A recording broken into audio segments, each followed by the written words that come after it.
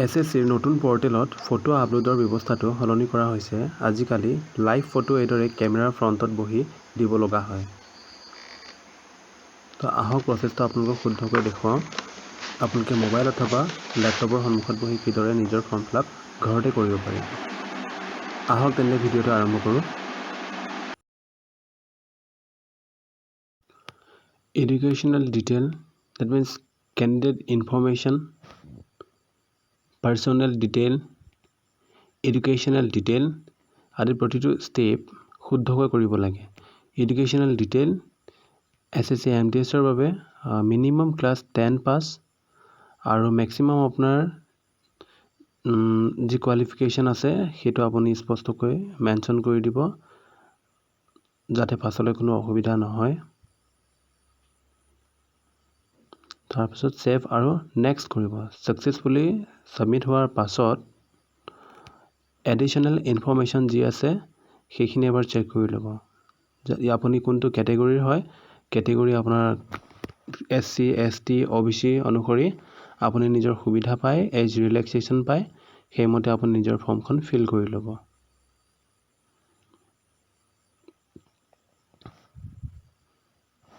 মোৰ যিহেতু SC পৰে আৰু সেয়েহে মই SC কেটেগৰীটো সিলেক্ট কৰিম। SCৰ বাবে 5 years, STৰ বাবে 5 years আৰু বাকী OBCৰ কাৰণে 3 years ৰিলেক্সেশ্যন পায়। এডিশ্যনেল ইনফৰ্মেশ্যন সম্পূৰ্ণকৈ ফিল হোৱাৰ পাছত এবাৰ পুনৰবাৰ কাৰেকশ্যন কৰিব লগা আছে নেকি চাই ল'ব লাগে।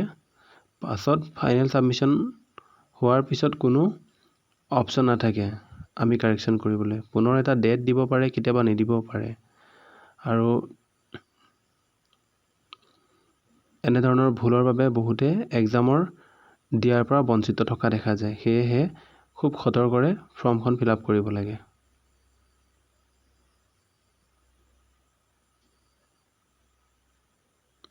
নিয়েৰেষ্ট যিটো এক্সামিনেশ্যন চেণ্টাৰটো আপুনি জ'ন ৱাইজ কোনটো জ'নত দিব বিচাৰে সেইটো চিলেক্ট কৰিব লাগে। মোৰ যিহেতু নৰ্থ ইষ্টাৰ্ণ জ'ন হয় আৰু নৰ্থ ইষ্টাৰ্ণ জ'নৰ বাবে লাহোৱাল অথবা ডিব্ৰুগড় অথবা গুৱাহাটী চেণ্টাৰকেইটা চিলেক্ট কৰি ল'লোঁ।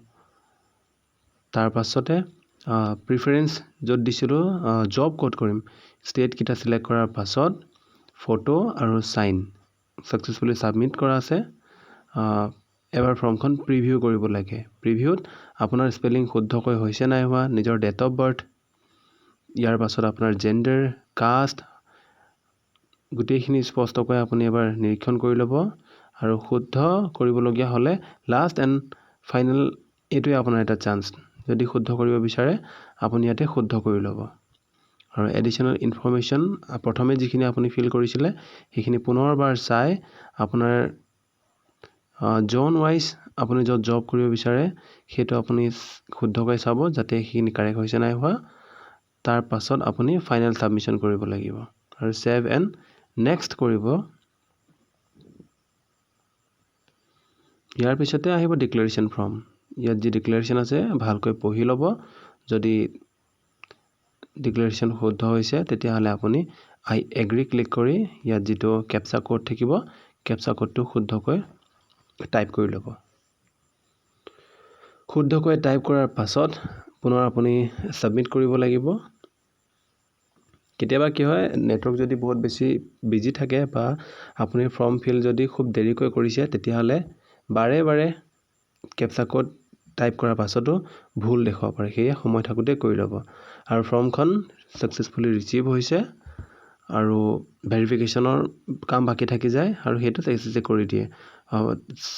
চাইন আৰু ফটো যদি শুদ্ধকৈ হয় বাকী ডিটেইলছখিনি যদি মিলিছে তেতিয়াহ'লে আপুনি ছাকচেছফুলি ছাবমিট কৰি দিব পাৰে।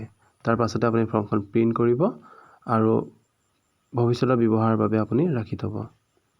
অ'কে, থেংক ইউ ভিডিঅ'টো শেষলৈকে চোৱাৰ বাবে।